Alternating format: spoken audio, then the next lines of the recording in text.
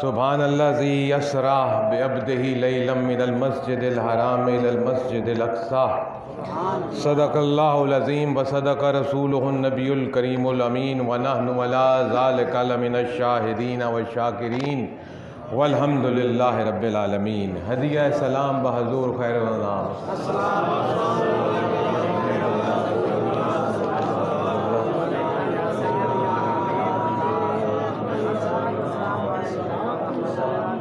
میرے مسلمان بھائیوں اور میرے پیر بھائیوں، آپ کے ساتھ چند گزارشات کرنے کے لیے 15ویں سپارے کی پہلی آیت میں سے کچھ پڑھنے کا شرف حاصل کیا ہے۔ محترم بھائیوں، بزرگوں، دوستوں، رجب کا مہینہ ہے۔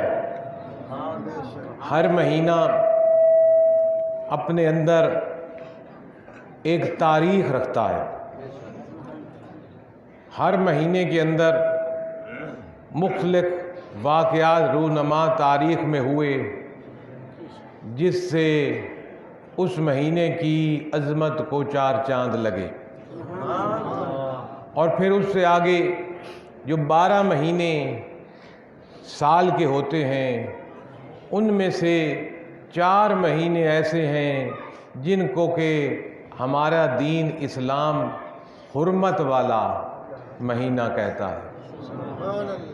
ان 4 مہینوں میں سے 3 مہینے تو ایک ذی القعدہ کا مہینہ، اور دوسرا حج والا مہینہ، اور تیسرا محرم کا مہینہ، یہ 3 مہینے حرمت والے، اور چوتھا مہینہ جو اب اس وقت جاری اور ساری ہے رجب کا مہینہ، اس کو بھی اسلام نے حرمت والا مہینہ کہا۔ یہاں تک کہ جو ہم سے پہلے کافر اور مشرک لوگ تھے وہ بھی ان 4 مہینوں کی اتنی قدر کیا کرتے کہ ان میں لڑائیاں اور فساد چھوڑ دیا کرتے تھے ان 4 مہینوں کے اندر، اور ہم مسلمان ہو کر بھی اللہ ماشاءاللہ کسی کو پتہ بھی ہے شاید کہ نہیں ہے کہ حرمت والا مہینہ کون سا ہے اور حرمت والا مہینہ کون سا ہے۔ اللہ رب العزت اپنے کامل ولیوں کے صدقے ہمیں ہدایت عطا فرمائے۔ یہ رجب کا مہینہ اپنے اندر بہت بڑی تاریخ سموئے ہوئے ہے میرے بھائیوں، اور حرمت والے مہینوں میں سے ایک مہینہ ہے۔ جب رجب کے مہینے میں، رجب اور شعبان اور رمضان کے مہینے کے بارے میں آقا دو عالم صلی اللہ علیہ وسلم نے ارشاد فرمایا، رجب اللہ کا مہینہ ہے۔ شعبان کے بارے میں آپ نے فرمایا میرا محمد کا مہینہ ہے صلی اللہ علیہ وسلم، اور رمضان کے بارے میں آپ نے ارشاد فرمایا میری امت کا مہینہ ہے۔ تو یہ وہ مہینہ رجب کا جس کو کہ اللہ کے رسول نے فرمایا کہ اللہ کا مہینہ ہے۔ اس میں بے شمار تاریخی واقعات ہیں۔ اس میں جناب والا اس کی 13 تاریخ کو مولا کائنات آپ کا اور میرا پیر، سیدوں کا باپ، ولیوں کا سردار، داماد رسول اور رسول اللہ صلی اللہ علیہ وسلم کا بھائی، اور گھر کے اندر سب سے پہلے اسلام قبول کرنے والا مردوں کے اندر مولا علی، حضرت علی رضی اللہ تعالی عنہ، ان کا یوم پیدائش بھی اسی مہینے کی 13 تاریخ کو گزرا۔ پھر آج 21 تاریخ ہے اس مہینے کی، اور کل جو تاریخ آنی ہے یعنی 22 رجب کو حضرت امام جعفر صادق آپ کا عرس ہے، اور آپ وہ شخصیت ہیں کہ آپ زین العابدین کے پوتے ہیں، اور زین العابدین امام حسین کے بیٹے ہیں، اور حسین علی کے بیٹے ہیں۔ تو امام جعفر صادق کا عرس کل کے دن ہے جو کہ آنے والا دن ہے، اور بڑے خوش قسمت لوگ ہوتے ہیں جو کہ ان لوگوں کے ختم دلواتے ہیں اور نیاز کرتے ہیں۔ اگر کوئی کہے کہ یہ اسلامی شریعت کے خلاف ہے تو کوئی اسلامی شریعت کے خلاف نہیں۔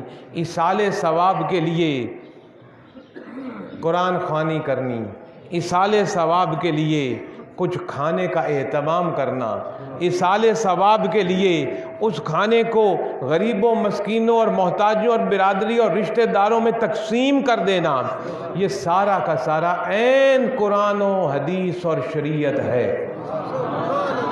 ہاں ایک رواج ہے ہمارے معاشرے میں بعض جگہ پر کہ جناب 22 تاریخ کو ختم دیا جاتا ہے امام جعفر صادق کا، اور اس کو جو وہ کھانے کا اہتمام کیا جاتا ہے اس کو کنڈے کہا جاتا ہے، یا اس کو رات کے اندھیرے میں صبح نکلنے سونے سے پہلے تقسیم کیا جاتا ہے۔ اس کے بارے میں کچھ نہیں کہہ سکتا، جو لوگ رات کے اندھیرے میں تقسیم کرتے ہیں وہ وہی بتا سکتے ہیں کہ کیا ہے۔ مجھے تو شریعت میں کچھ نہیں نظر آتا، جو کرنا ہے روشنی میں کرو، ہم کوئی چوری تو نہیں کر رہے، ہم کوئی شریعت کے خلاف عمل تو نہیں کر رہے۔ امام جعفر صادق کا عرس مناؤ، ختم کرو، نیاز کرو اور دن کی روشنی میں بانٹو۔ تو یہ بات اس مہینے کو حضور سے بھی نسبت ہے، امام جعفر صادق سے بھی۔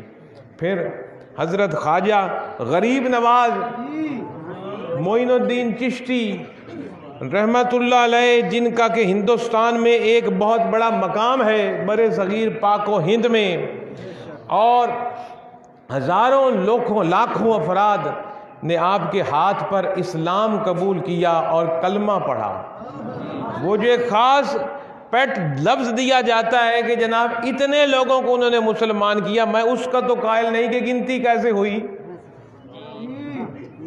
کہ جناب اتنے، بس آپ یہ کہہ دیں کہ ہزاروں لاکھوں بے دین ہندوؤں نے، مرٹھوں نے، مرٹھے بڑے زبردست کافر ظالم لوگ گزرے ہیں جناب۔ یہ جو آج لوگ بعض کو اپنی ذاتوں پر مرٹھے پر ناز کرتے ہو، مرٹھے ہونے پر ناز نہ کرو، وہ تو بہت بڑے کافر تھے بھائی۔ ناز کرو اپنے مسلمان ہونے پر، اپنی اس نسبت پر جو تیری رسول اللہ سے مل گئی، تیری عبداللہ شاہ رحمت اللہ علیہ سے مل گئی۔ اگر یہ لوگ نہ ہوتے تو شاید ہم سارے کوئی مرٹھے ہوتے، کوئی سکھ ہوتے، کوئی کچھ ہوتے۔ اس چیز پر ناز کیا کرو۔ حضرت معین الدین چشتی رحمت اللہ علیہ کے ہاتھ پر لاکھوں ہندوؤں نے، سکھوں نے اور مذاہب رکھنے والے لوگوں نے اسلام قبول کیا، اور آپ نے بغیر کوئی تلوار اٹھائے ہندوستان میں جنگ جیتی، اسلام کی، لوگوں کے دل جیتے، کلمہ گو لوگوں کو کیا، اور غریب نواز کے نام سے مشہور ہوئے۔ غریب نواز کہا جاتا ہے غریبوں کو نوازنے والا۔ آپ کی یہ غریب نوازی کا نام پتہ ہے کیسے مشہور ہوا تھا؟ میں نے پہلے بھی غالباً عرض کر رکھا ہے۔ آپ کے ایک شیخ تھے، حضرت عثمان غالباً ان کا نام تھا، انہوں نے 3-4 مرید بیٹھے تھے خاص ان کے ساتھ، درویش خاص، ان میں سے ایک معین الدین چشتی صاحب بھی وہاں تشریف فرما تھے۔ آپ نے فرمایا کہ کل جو میجے دیکھے گا وہ جنتی۔ 2-4-5 خاص مقرب جو درویش آپ کے ساتھ تھے، ان کے ساتھ آپ نے یہ اظہار خیال فرمایا اپنے حجرے میں کہ کل جو مجھے دیکھے گا وہ جنتی ہوگا، اور پھر اگلا لفظ فرمایا کہ جو میری یہ بات باہر جا کر کسی کو بتائے گا وہ جہنمی ہوگا۔ ان 4-5 2-4-6 جتنے بھی لوگ موجود تھے آپ کے حجرے میں، آپ کے خاص قرب میں بیٹھے ہوئے، کہ ان کو ارشاد فرمایا کل جو مجھے دیکھے گا وہ جنتی ہوگا، اور پھر فرمایا آپ میں سے جس نے کسی کو جا کر باہر یہ بات بتائی وہ دوزخی ہوگا۔ وہ حضرات اس کمرے سے سب نکلے باہر حجرے سے۔ حضرت معین الدین رحمت اللہ علیہ آپ نے جا کے بندے بندے کو بتانا شروع کر دیا، بھائی کل جو میرے پیر کی زیارت کرے گا وہ جنتی، جو میرے پیر کی زیارت کرے گا جنتی۔ ایک ایک پیر بھائی کے دروازے پر جا کر دستخط دے دے کر ایک ایک کو پکڑ کے کہا کہ پہنچو، کل پیر کی زیارت کرو، دست بوسی کر لو اور جنت لو۔ اور یہ تھے مرید، فتوے نہیں لگاتے تھے کہ یہ کیسی جنت بھائی. آج کا کوئی ذہن کا آدمی کہے لو جی یہ کیا، اس کو دیکھیں تو جنت ہوگی، جیسے آج لوگ کہتے ہیں یہ کیا جی بہشتی دروازے سے گزرو تو بہشتی، یہ کیا تماشا ہے. وہ ایک الگ فلسفہ ہے کہ بہشتی دروازے کس چیز کا نام ہے. پھر کبھی موقع ملا تو عرض کروں گا جب بہشتیوں کا وقت ہوگا. تو محترم بھائیوں، کہ جو دیکھے گا جنتی ہوگا. آپ نے جتنے پیر بھائیوں کو ہو سکتا تھا بتا سکتے تھے بتا دیا. جہاں جہاں کسی بندے کو بھیج کر پیغام پہنچا سکتے تھے پہنچا دیا کہ پہنچو کل حضور کی زیارت کرو. اور جس نے حضور کی زیارت کر لی جنتی ہوگا. تو صبح جب آپ کے مرشد شیخ عثمان رحمۃ اللہ علیہ اپنے حجرے سے باہر لکھے تو لوگوں کا ہجوم اکٹھا ہوا آپ کی زیارت کرنے کے لیے. سب نے زیارتیں کی، بوسہ دس بوسی کی اور جنتی ہوتے چلے گئے. جب سب لوگ چلے گئے تو حضور نے پوچھا بھائی یہ بات بتائی کس نے؟ میں نے یہ کہا ضرور جس نے زیارت کی جنتی، لیکن اگلا لفظ بھی تو میں نے کہا تھا نا جس نے بتایا وہ دوز کی. تو حضرت شیخ معین الدین چشتی نے عرض کی حضور میں نے بتایا. حضور نے فرمایا تجھے میں نے بات میری نہیں سنی تھی کہ جس نے بتا دیا دوز کی؟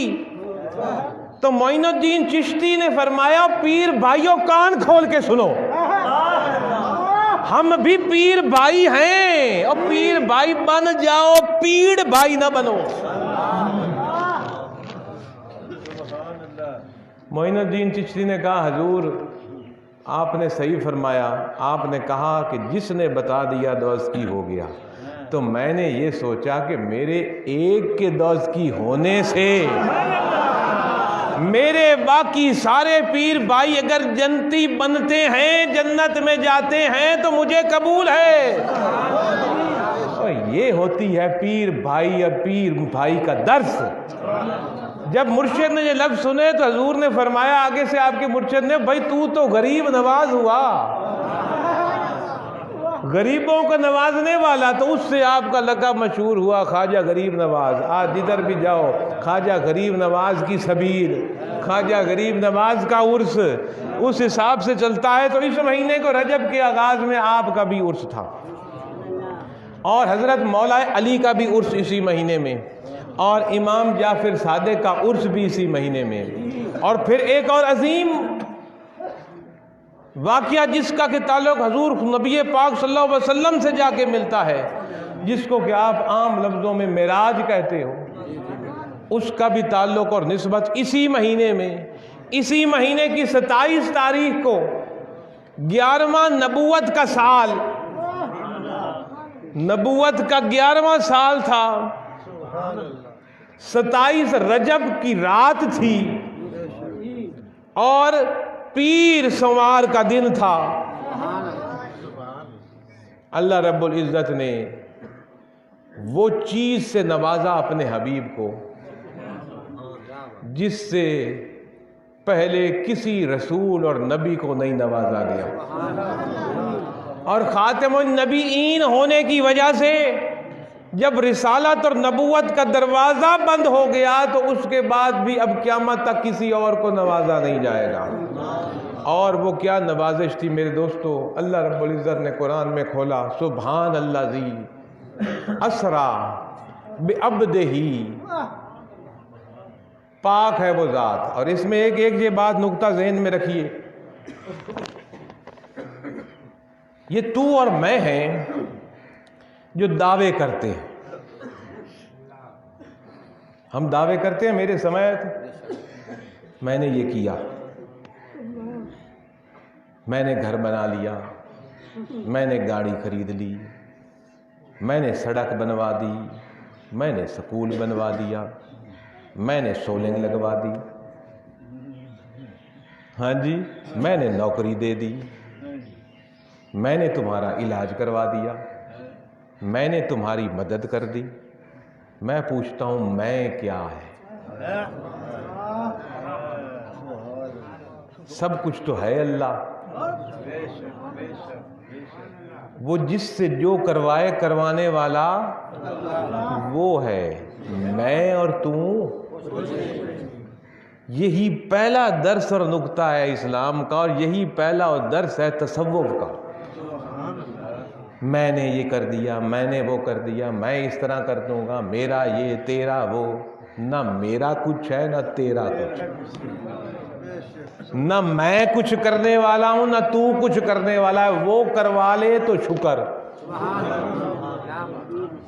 نماز پڑھوا لے تو شکر، روزے کی توفیق دے دے تو شکر، نیکی کی توفیق دے تو شکر، گناہوں سے بچوائے تو شکر، کرنے والا وہ ہے۔ تو تیرے اور میرے نبی پاک صلی اللہ علیہ وسلم نے کبھی پوری زندگی کہیں بھی نے یہ نہیں فرمایا کہ میں نے محمد نے یہ کیا۔ اور اسی چیز کا مشاہدہ ہے قادر بخش کی سرزمین نے دیکھا۔ جو حقیقی غلام ہوتا ہے رسول کا، جو حقیقی جانشین ہوتا ہے رسول کا، اس کے اندر رسول کی سیرت آتی ہے صلی اللہ علیہ وسلم۔ اسی بستی میں، اسی علاقے میں ایک شخصیت تھی جس کا نام ہے سید محمد عبداللہ شاہ رحمۃ اللہ علیہ۔ حضور سید محمد عبداللہ شاہ رحمۃ اللہ علیہ نے کبھی پوری زندگی بھی کہیں نہیں فرمایا عبداللہ شاہ نے یہ کیا۔ جب بھی کوئی بات ہوتی میرے پیر کتب نے کیا۔ آپ یہاں لنگر خانے بنے تو فرمایا کتب نے بنائے، مسجد بنی تو فرمایا کتب نے بنوائی، اور کچھ بھی ہوتا فرمایا کتب کا لنگر، کتب کی عزت۔ یہاں تک کہ آپ فرماتے تھے کہ قادر بخش میں کوئی ایک اینٹ کتب کی مرضی کے بغیر نہیں لگ سکتی۔ تو ذات اپنی فنا کر دی جاتی ہے۔ یہی تیرے اور میرے نبی نے بھی کبھی نہیں فرمایا میں۔ اور یہاں جب معراج ہوئی تو یہ معراج بھی تیرے اور میرے نبی کا دعویٰ نہیں ہے۔ سبحان اللہ، بے شک۔ رات کے کچھ حصے میں مکہ سے فلسطین جانا رسول اللہ نے دعویٰ نہیں کیا۔ آسمانوں تک جانا رسول اللہ نے دعویٰ نہیں کیا، یہ دعویٰ کیا اللہ نے کہ میں لے کے گیا ہوں۔ یہ بھی دعویٰ خدائی ہے۔ سبحان اللہ ذی اسرا، قرآن کے لفظ ہیں، سبحان، پاک ہے وہ ذات ہر قسم کے عیب سے، ہر قسم کے نقص سے۔ جس نے کیا کیا؟ اسرا، جس نے سیر کرائی۔ کس کو کرائی؟ سبحان اللہ ذی اسرا بعبدہ، کس کو کرائی؟ یہ نہیں فرمایا کہ میں نے سیر کرائی رسول کو، میں نے سیر کرائی نبی کو، فرمایا میں نے سیر کرائی اپنے بندے کو۔ یہ بندے کا لفظ کیوں استعمال ہوا؟ اس لیے استعمال ہوا، آج لوگ لڑتے ہیں نور بشر نور بشر، یہ کوئی لڑائی ہے؟ یہ کوئی لڑنے والی بات ہے بھائی؟ وہ ایسا بشر ہے کہ اس جیسا کوئی دوسرا بشر ہی نہیں۔ وہ ایسا نور ہے کہ اس جیسا کوئی دوسرا نور بھی نہیں۔ بشر نہ مانے تو ہمارا ایمان ہی ختم ہوتا ہے، کلمہ کہا جاتا ہے۔ پھر بشر ہے، عبد ہے، لیکن ہم جیسا بشر نہیں، عبد نہیں۔ ایسا بشر ہے رسول اللہ کی ذات کہ ویسا بشر کوئی نہ ہوا ہے، نہ ہوگا، نہ ہو سکتا ہے۔ اور نور رب کے نور سے وہ ایسا نور ہے کہ ایسا نور بھی رب کے بعد نہ کوئی ہے، نہ کوئی ہوگا، نہ کوئی ہو سکتا۔ غور تو کرو، ایک مقام پر اسی پورے دوران سفر، جو آپ کا سفر تھا نا مکہ سے فلسطین تک، قرآن کے لفظوں میں سمجھ لیں تو مسجد حرام سے مسجد اقصیٰ تک کا، وہ تھا اسرا۔ علماء کرام نے کہا یہ اسرا ہے، سیر ہے، اسرا کا نام دیا ہے۔ جو مسجد اقصیٰ سے سدرۃ المنتہا کا سفر تھا، سارے آسمانوں سے گزرتے ہوئے سدرۃ المنتہا کہتے ہیں انتہا، جس سے آگے کسی نے کچھ نہیں دیکھا، کوئی گیا نہیں کبھی، وہاں تک کا جو سفر تھا وہ معراج تھا۔ اور جو سدرۃ المنتہا سے آگے کا سفر تھا جس میں کوئی بھی نہیں تھا ساتھ، پہلے سفروں میں کوئی نہ کوئی تو ساتھی تھا نا، فرشتے تھے، پھر آگے ایک فرشتہ رہ گیا یا جتنے فرشتے، جو پھر سدرۃ المنتہا سے اگلا سفر تھا اس کو علماء کرام نے کہا یہ اعراج ہے۔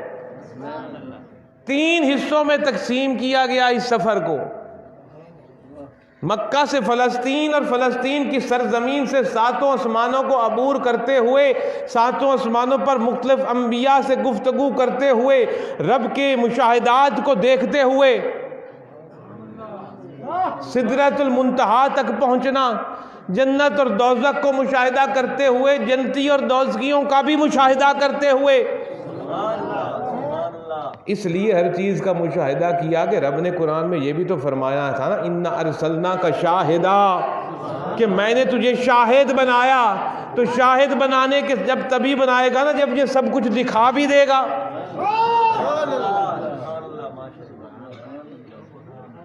تو اب عبد ایک حضور ہر وقت دعا مانگا کرتے تھے، علماء کرام کو پتا تھا ہوگا، تیرے اور میرے نبی اکثر دعا مانگا کرتے تھے میرا رب مجھے عبد، کبھی بندہ تو کہے میرے بندے،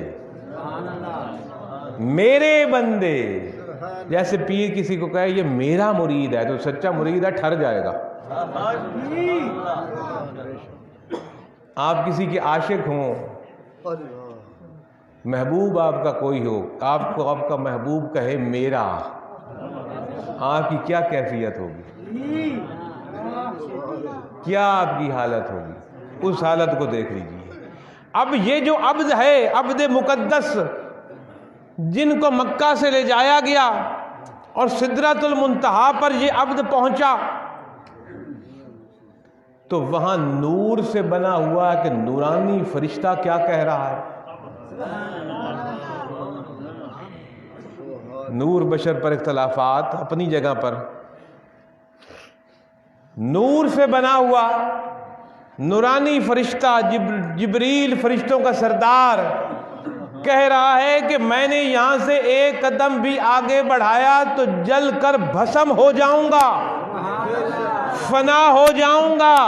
کون؟ نورانی فرشتہ یہ کہہ رہا ہے۔ اور یہ کیسا سبحان، کیسا بشر ہے جو اس جگہ سے بھی آگے جا رہا ہے جہاں نور کا بنا ہوا فرشتہ بھی رک گیا ہے، کہ ایک قدم بھی میں آگے گیا تو جناب میں جل کے راکھ ہو جاؤں گا۔ یہ کون کہہ رہا ہے؟ نورانی فرشتہ، نور کا فرشتہ۔ فرشتہ نور ہی ہوتا ہے نا۔ اور یہ سبحان اللہ، یہ کیسا بشر ہے جو اس مقام سے بھی آگے جا رہا ہے اور بھسم بھی نہیں ہو رہا، بلکہ بلایا گیا ہے کہ مہمان ہے۔ رب نے کہا میں لے کے گیا بھائی۔ اب کوئی لوگ یہ بھی کہتے ہیں ہم کلمہ گوش ہی ہیں وہ لوگ کہ جناب والا یہ جو معراج سارا ہے یہ سارا کا سارا حضور نے خواب میں دیکھا،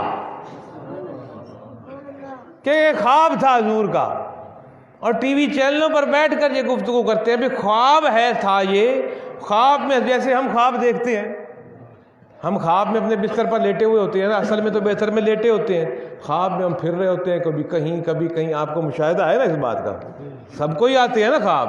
خواب میں کبھی ہم رو بھی رہے ہوتے ہیں، کبھی ہنس بھی رہے ہوتے ہیں، کبھی کھا بھی رہے ہوتے ہیں، کبھی پی بھی رہے ہوتے ہیں، کبھی چل بھی رہے ہوتے ہیں، کبھی کئی لوگوں سے مل بھی رہے ہوتے ہیں۔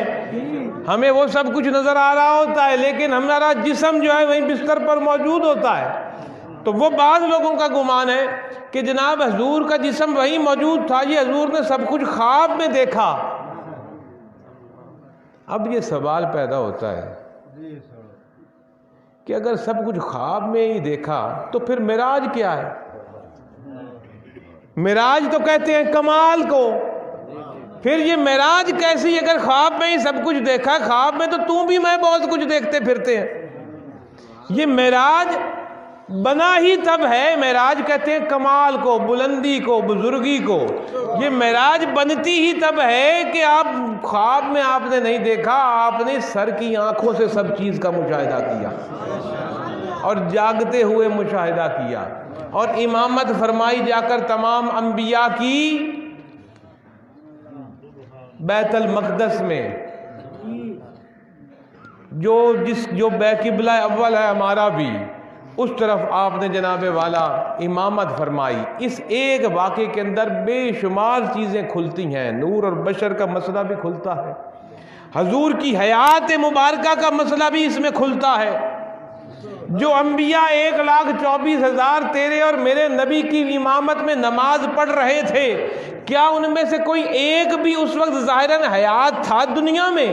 سارے اپنے مزارات میں تھے، لیکن پھر بھی آ کر نماز پڑھ رہے تھے۔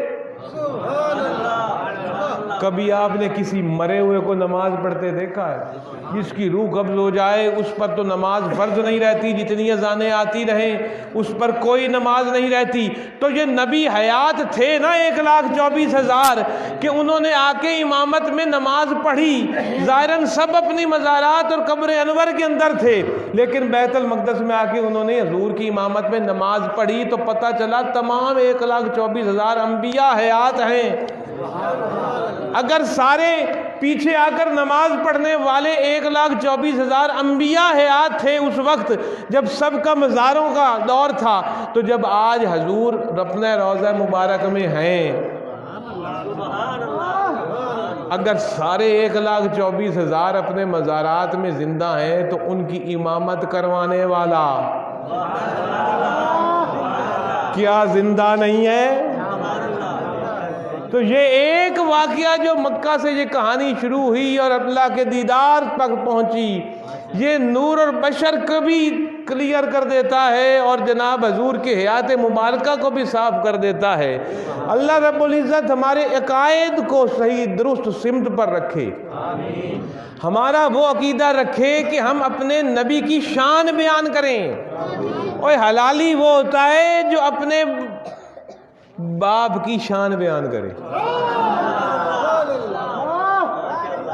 سچا مرید وہ ہوگا جو اپنے پیر کی شان بیان کرے، نہ کہ نقص نکالے۔ جو نقص نکالے وہ مرید نہیں ہوگا، بے ایمان شیطان ہوگا۔ اور اسی طرح رسول اللہ صلی اللہ علیہ وسلم کے امتی ہونے کے ناطے ہم نے حضور کی شان بیان کرنی ہے، نہ کہ شان گھٹانی ہے کہ ہم کہیں جی خواب میں تھی۔ اور بھائی خواب میں اگر ہے تو پھر وہ معراج کیسی؟ معراج تو بنی تب ہے جب کہ ظاہراً جاگتے ہوئے ہوئی، تو شان بڑھاؤ اپنے نبی کی، کم مت کرو۔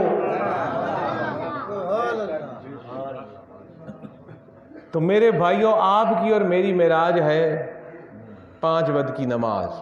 یہ میں نہیں کہہ رہا، اللہ کے رسول نے فرمایا۔ اللہ کے رسول صلی اللہ علیہ وسلم نے فرمایا نماز مومن کی معراج ہے کہ اس کا درجہ کمال ہے بلندی کا۔ جو 5 وقت کا نمازی ہے وہ بلند ترین شخصیت ہے، کو چھوٹا مت سمجھو، بلندی ہے ہماری، جس کو نماز کی توفیق ہو جائے۔ اور جو نماز سے غافل ہو وہ بلند نہیں، ذلیل ہے۔ رب اس کو اس قابل نہیں سمجھ رہا کہ اپنے آگے کھڑا کرے، ہم اس کی تعظیم کیوں کریں؟ جس کو رب نے اس قابل نہیں سمجھا کہ میرے آگے ہاتھ باندھ کے کھڑا ہو کر میری تسبیح کرے، ہم اس کی عزتیں کرتے پھریں۔ ہم اس کی عزت کریں گے جس کو رب عزت والا کہے، جس کو رب عزت والا مانے، اور ہمیں بھی کہے اس کی عزت کرو مومن کی۔ اور مومن کی معراج کیا ہے؟ 5 وقت کی نماز۔ اور اللہ کے حبیب کی، میرے اور میرے ربی کی معراج کیا ہے؟ رات کے کچھ حصے میں، پورے حصے میں بھی نہیں، مکہ سے فلسطین، فلسطین سے آسمانوں کی سیر، اور سدرۃ المنتہا پر، اور سدرۃ المنتہا سے آگے جہاں کوئی نورانی مخلوق بھی نہیں جا پا رہی، وہاں جا کر اپنی سر کی آنکھوں سے خالق کائنات کا دیدار، اور واپسی پر وہاں سے دیا ہوئے تحفے لے کر امت کے لیے آنا۔ اتنی بڑی بلندی پر معراج پر جا کر تیرے اور میرے نبی کو اللہ نے تحفہ دیا، یہ 5 وقت کی نماز۔ اور جس کی ہم قدر نہیں کرتے، ادھر ادھر مارے پھرتے ہیں، پرواہ کوئی نہیں، اذان آتی ہے تو آتی رہے، پرواہ کوئی نہیں، نماز کا وقت جاتا ہے تو جاتا رہے، پھر نعرے رسول کی، اور کس رسول کے نعرے تو مار رہا ہے؟ غلامی رسول میں جناب موت بھی قبول ہے، موت بعد میں لے کے آنا، 5 وقت کی نماز تو پڑھ کے دکھا۔ غلامی رسول میں، غلامی رسول میں جناب یہودیوں سے جنگ کرنے کو تیار ہوں، غلامی رسول میں فلانا، بھائی کرو جنگ، مارو یہودیوں کو جا کے، ہم کیا، مارو، لڑو کافروں سے بھی، لڑو یہودیوں سے بھی، کرو اسلام کی سربلندی، اور سب سے پہلے اپنے آپ سے تو لڑ لے، اپنے نفس سے لڑ کر خود تو 5 وقت کا نمازی ہو جا، اپنے نفس سے لڑ کر اب تیرا کردار نبی کی غلامی میں تو آ جائے،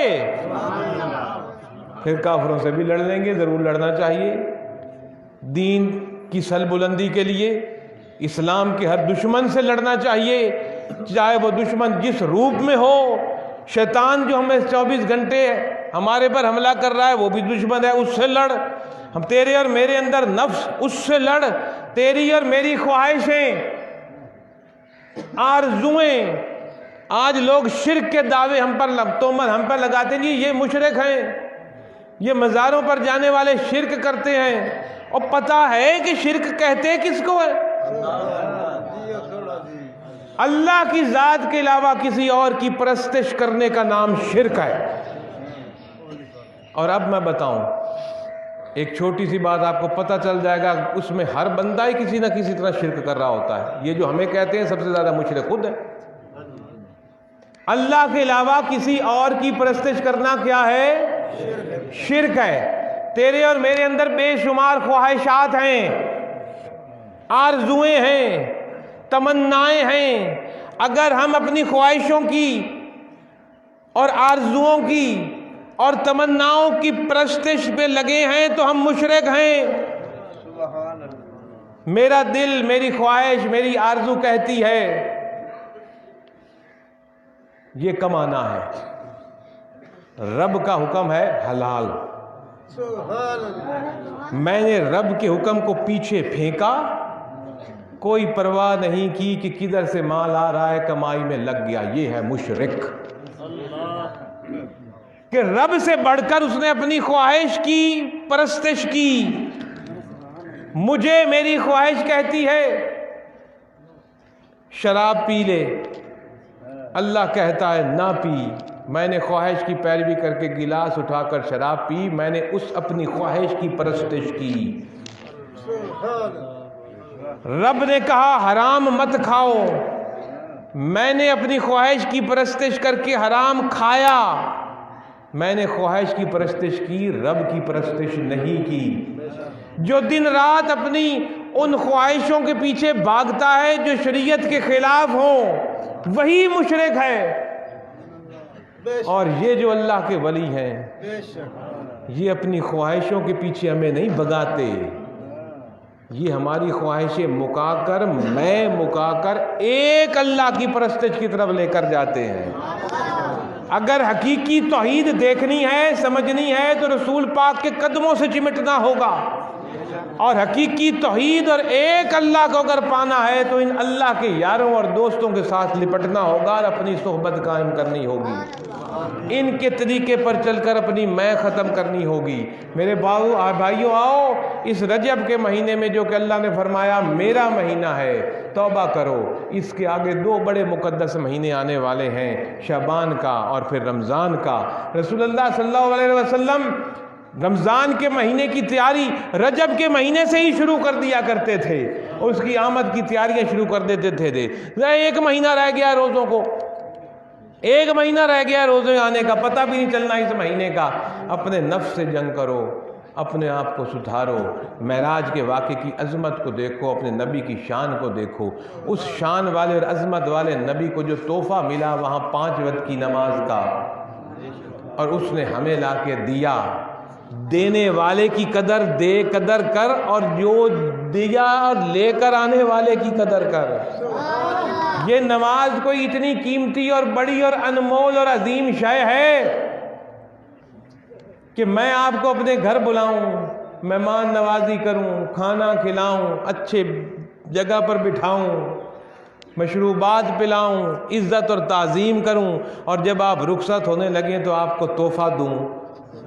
ایک طریقہ ہوتا ہے یہ مہمان نوازی کا کہ مہمان آتا ہے، بندہ اس کی عزت کرتا ہے، تعظیم کرتا ہے، کھانا کھلاتا ہے، اچھی جگہ پر بٹھاتا ہے، جاتی دفعہ ایک رواج ہے ہم اس کو تحفہ دیتے ہیں۔ اب تحفہ ہر کوئی اپنی شان کے مطابق دیتا ہے، ہم میں سے ہر بندہ اپنی اپنی الگ الگ شان اور حیثیت کا مالک ہے، جو اپنی اپنی حیثیت سے تحفہ دے گا، آپ اپنی حیثیت سے، آپ اپنی حیثیت سے، میں اپنی حیثیت سے دوں گا۔ تو یہ بھی تو غور کرو نا کہ اللہ نے بلایا عرش پر اپنے گھر پر اپنے حبیب کو، عزت اور تعظیم دی، اس جگہ پر بلایا جہاں تک نورانی فرشتہ بھی نہ پہنچا، اور وہاں بلا کر پھر تحفہ کیا دیا؟ نماز کا۔ تو دیکھو دینے والا کتنا عظیم ہے اللہ، اور جس کو تحفہ دیا جا رہا ہے وہ کتنا عظیم ہے، اور وہ تحفہ دیا جا اور کس کی طرف تحفہ بھیجا جا رہا ہے وہ امت پھر کتنی عظیم ہے۔ عظیم اللہ نے عظیم رب نے عظیم اور برگزیدہ رسول کے ذریعے ایک عظیم امت کے لیے تحفہ بھیجا، اور تحفہ تیرے اور میری گھٹی میں ہم تک آیا۔ الحمدللہ وہ پیر دیا جس نے پہلا سبق بھی اسی تحفے کو اپنانے کا کہا، تو پھر بھی اس تحفے کی لاج اور قدر نہ ہو تو میں تو کچھ نہیں کہتا۔ اللہ ہم سب کا حامی و ناصر ہو۔ وآخر دعوانا ان الحمدللہ رب العالمین۔